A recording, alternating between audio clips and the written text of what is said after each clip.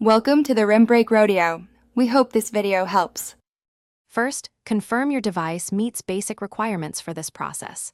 Verify Android 8, 0 or higher, and Gboard version 12, 7 or newer. Check that you have 100 MB free storage for downloads and backups. Backup your current keyboard settings and any custom dictionaries using Gboard Sync.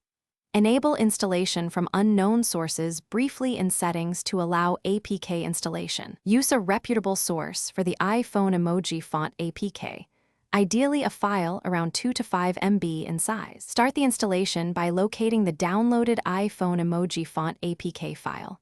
Tap the file and follow prompts to grant install permissions from unknown sources.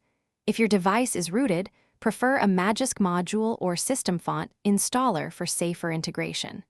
Non-rooted devices can use an app that supports user fonts, which injects the emoji font into app processes.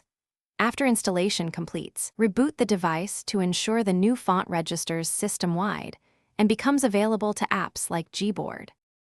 Next, configure Gboard to utilize the new iPhone emoji font after reboot. Open Settings, go to System or General Management, then Language and Input, and select Gboard.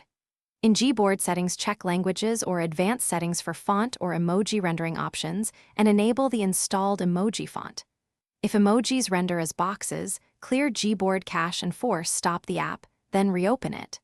Finally, test the emojis in Messages, WhatsApp, and Notes to confirm iPhone-style glyphs display correctly across apps. Thanks for watching. Consider subscribing if we helped you.